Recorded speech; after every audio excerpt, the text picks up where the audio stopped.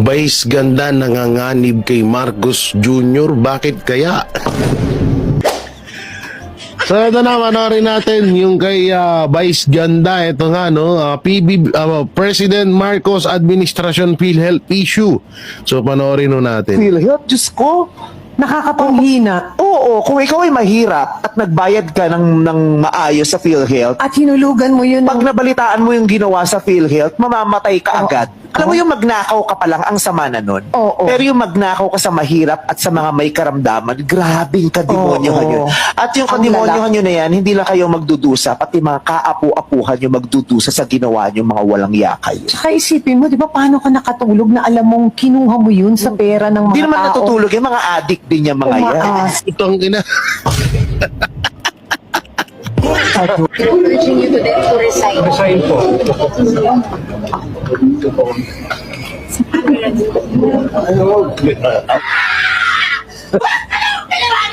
Sir, can you categorically deny that you're involved in drugs para matapos ng Hindi na pag-usapang droga, takbo eh. Ay. Diyos ko yung Ito panoorin natin ulit. Ang ganda panoorin eh. Ang ganda. Grabe. Sa pool si Marcos dito. Oo. Kahit pa paano may ano rin pala to si Vice Ganda. Nakakaramdam din. Bagay, pinklawan pa nga pala to, no? issue lang ng PhilHealth, Diyos ko. Nakakapanghina. Oo, kung ikaw ay mahirap at nagbayad ka ng maayos sa PhilHealth, At hinulugan mo yun. pag nabalitaan mo yung ginawa sa PhilHealth, mamamatay ka agad. Alam mo yung magnakaw ka pa lang, ang sama na nun. Oo. Pero yung magnakaw ka sa mahirap at sa mga may karamdaman, grabing kademonyohan Oo. yun. Grabe. Grabe. Di totoo yun, ha? Yung pagnanakaw, masama na nga yun, eh. Tapos, yung nanakawan mo, may karamdaman, may nararamdaman, tapos halos hindi nga sila makapagbayad sa taas ng bill nila sa ospital. Tapos yun pa yung nanakawan mo. Talagang sagad sa kademonyohan. Ako, approve ako dito. Ako ay naging kalaban din ako ni Vice Ganda sa mga pahayag niya or mga patama niya sa Tito Vic and Joey noon. Pero eto, approve ako dito kay Vice Ganda dahil sa sinabi niyang to. Totoo talaga to eh. No? Totoong-totoo yung mga sinabi niya rito. At ang malupit pa dito, eto yun. At yung Ang kademonyohan nyo na yan, hindi lang kayo magdudusa, pati mga kaapu-apuhan yung magdudusa sa ginawa nyo, mga walang yakay. Tsaka isipin mo, di ba, paano ka nakatulog na alam mong kinuha mo yun sa pera ng mga Hindi naman tao? natutulog yung mga addict din yung mga yan. Umaas. Doon yun talaga pinaka-baon na baon hanggang buto yun eh. Bangina, paano matutulog yung mga adik yung mga Sarantado ka, Vice Ganda. Hindi kaya matanggal to si Vice Ganda. Hindi kaya gurgurin ng network nito. Ayun ako, Vice Ganda, pag ganyan na ganyan, baka matulad kayo. Sa bagay, wala na rin pa nga pala prangkisa to, no? Hindi baka ipatanggal to sa GMA. Kaya nako po, kawawa naman. Alam nyo naman ngayon, pag ikaw ay against to Marcos Jr., talagang or against ka sa administrasyon or may sasabihin ka lang na sa loobin, talagang gugurguring ka or tinatawag na parang pag-iinitan ka na. Kaya nga sabi ni PRRD, talagang kung usapang diktador, talagang para sa mga Pilipino ay mas triple ho itong si Marcos Jr. Grabe. May karamdaman na nanakawan mo. Sama nun. Yung tipong patay na yung tipong hirap na yung tao, gigipitin mo pa. Yun yung pinakamasamang ginagawa dito sa Pilipinas talaga. Oo, yung mga katulad niya, yung corruption nga, biruin mo halos gasingko na nga lang ang napapakinabangan ng mga Pilipino, nanakawin mo pa.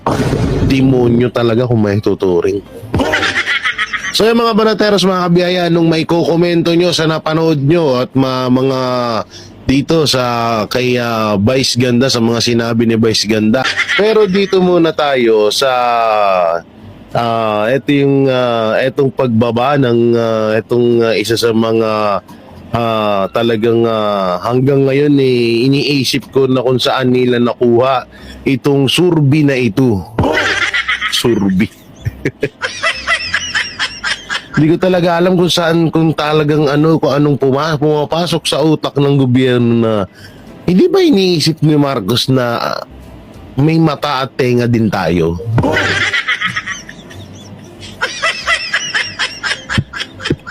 Parang kasi dito kasi mga kaibigan, parang kasi, alam mo yung tipong parang tingin ni Marcos sa atin, wala tayong tenga at at mata.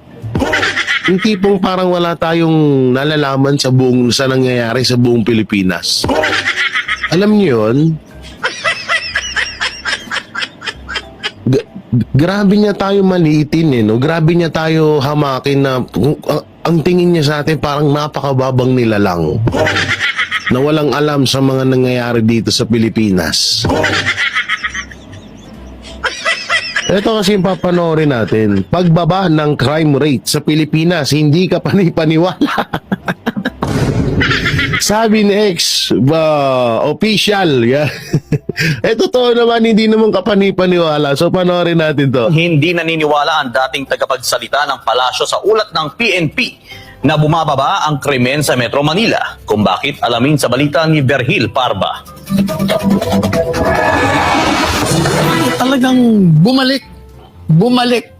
They are back with the vengeance. Ito ang mariing sinabi ni Attorney Salvador Panelo sa estado ng kriminalidad sa bansa kahit pa nagpalabas ng ulat ang Philippine National Police o PNP na bumaba umano ng 21% ang crime rate sa Metro Manila mula 1 ng Enero hanggang 15 ng Pebrero ngayong taon. Parang saan kaya nanggaling yung survey na yan?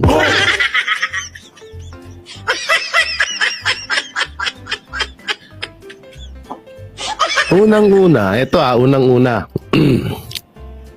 ang krimen ay nagmumula yan, ang pinakaugat niyan ay droga.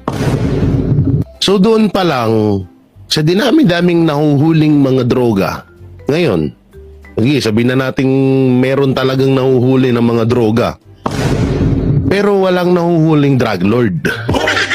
So kung nahuhuli lang yung droga at yung drug lord hindi nahuhuli, so nandyan pa rin talaga ang krimen na yan. No? So paanong nabawasan or paanong bumaba ang crime rate dito sa Pilipinas?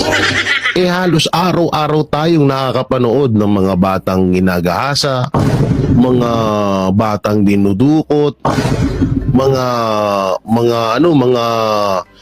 batang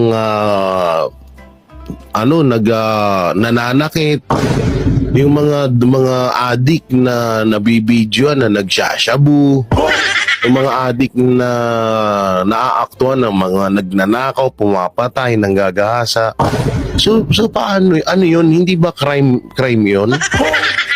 Na halos lipa na nga ho ngayon. Hold-upper, agaw motor. 'Di ba? Yung hold-upper nga ngayon matinik ni. No? Pagbaba nila at ikaw yung puntiriyang hold-upin, patay, babariling ka na lang. Yung hold-upper pa nga nun, okay pa kasi nakikipaghablutan eh. Ngayon hindi, babariling ka na lang. O yung agaw motor, bumalik na naman. Yung puting van, bumalik na naman. Ano yan? Haka-haka ba yan? Yan ba ilusyon? Hindi ilusyon yan. Marami hong ngayon, mga kabataan nawawala. Baka nire-recruit na ng mga NPA dyan. Kaya nang sinasabi ko sa inyo, kaya eto, maraming rito, maraming nag-disagree dito sa balitang to. Kasi nga, anak ng teteng, paano bumaba yung krimen? Kami nga, hindi nga kami halos makalabas sa bahay namin. Oras ng gabi, hindi kami makabili ng gusto naming bilhin kasi nga delikado na.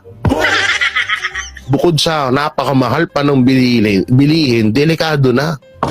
Dito nga lang, dito nga sa Tagaytay, diba? Tanghaling tapat, may hino-hold up. Dito sa Tagaytay, tanghaling tapat, may hino-hold up.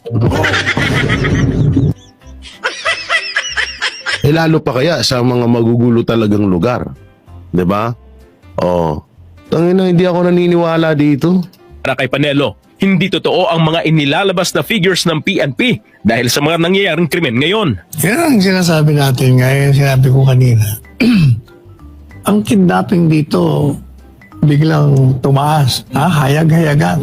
At puputulan pa ng daliri yung isang bata. Yung isa naman na kidnap. Madali sabi, yung sinasabi nilang bumaba ang bilang na hindi po totoo yun. O yeah, sa Davao mismo. Hindi lang sa Davao, marami. Ang iba nga, hindi lang nakakarating na sa balita. Ang iba, hindi na nila pinalalabas. Ang tinutukoy ni Panelo ay ang isang estudyanteng Chino mula sa International School ng Taguig City na dinukot at pinutulan ng daliri at pinatay pa ang driver nito ng mga kidnapper na humihingi ng 20 milyong piso na ransom na kalaunan ay inabandona sa kahabaan ng Macapagal Avenue sa Parañaque City. Samantala, sa usapin naman ng nangyaring panloloob sa isang pawn shop sa Davao City, kung ito anya ay stage play o drama lamang para sirain ang imahe ng mga Duterte at Davao City, ay kabaliktaran anya ang magiging epekto nito. Alam nyo, ito, duda din ako dyan. Ito duda ako dito sa yung hold up na to na una. Yung may-ari ng na-hold up na na looban na pawn shop, pound shop, tama ba? Lola ho ni brother, yung vlogger na umihi sa harap ng kingdom. Or hinihian yung poster or sinira at kung ano-ano pinagsasabi kay Pastor Apollo Kibuloy. No, doon palang duda na. Pangalawang duda dito, saan ka nakakita na mag-hold up ka sa napakalaking, ibigay mo ilang milyon daw yung nakuhang ginto dyan, alahas. Tapos nakamotor kayo, naka M16 kayo na nakamotor kayo, tanga ka nga ni. Tanga ka nga ni. Anak ng teteng, saan ka nakakita ng ganun? Nung mga-hold up kayo, naka-single, tapos may Armalite kang dala. Dito hindi natin sinisisi yung mga kapulisan na nakahuli dito sa mga to. Ang pinupunto natin dito, etong mga kumag na to. Yan yung mga kumag na nakasakay sa motor. Halatadong binayaran para lang manggulo dun sa Davao. Para lang may masabing may nangyayaring hold-upan sa Davao. Saan nga nakakita, bit mo Armalite, nakamotor ka. Kung papasok ka sa isa sa mga kung papasok ka sa isang pawn shop na alam mong marami kang makukuha, milyones, hindi ka man lang nag-arkela ng kotse. Tanga ka nga ni. Di ba? Anak ng teteng na yan, Saan ka nakakita niya, Tingnan mo yung, ito, milyon yan. Milyon yung nakuha nilang mga alahas. Tapos yung sinakyan yung motor na teka. Kalokohan. Ang magiging epekto nito sa mata ng publiko. Kung stage robbery yan, ibig sabihin, pinapakita mo doon na pati sa Davao, ang krimen nandun. O edi, kung yan ang inyong layunin, di lalo kayong mapapasama. Kasi nga, ang pinupunta natin, palaging may krimen Dati wala O, biro mo. O di ibig sabihin, kung stage man yan, mali na naman ang ginawa ninyo. Sa kabilang banda, hindi naman ito maiwasang maikumpara ang kapanahunan ni dating Pangulong Rodrigo Duterte sa panahon ngayon ng kasalukuyang administrasyon ng Marcos Jr. na anya'y bagsak pagdating sa pagsugpo sa kriminalidad. Bagsak ang survey ng Presidente Marcos Jr. Kung ikukumpara mo sa panahon ni Presidente Duterte, napakataas ng pagtanggap ng tao. Dahil nga, kontrolado niya ang kriminalidad, ang illegal na droga, maraming bagay, aspeto ng lipunan. Ang ipinakita niya kung paano siya mamahala. Yun ang makikita mong diferensya. Kaya ang tao, hinahanap-hanap ang pamamahala ng isang Duterte. Para sa Diyos at Totoo yun. So yun, maraming salamat. Ingat po kayo palagi. God bless and peace and bye-bye. Ito po asan ba? Dito, yan Huwag niyo pong kalimutan, Pastor Apollo Sigibuloy and PDP Laban. Straight tayo. Duterte 9.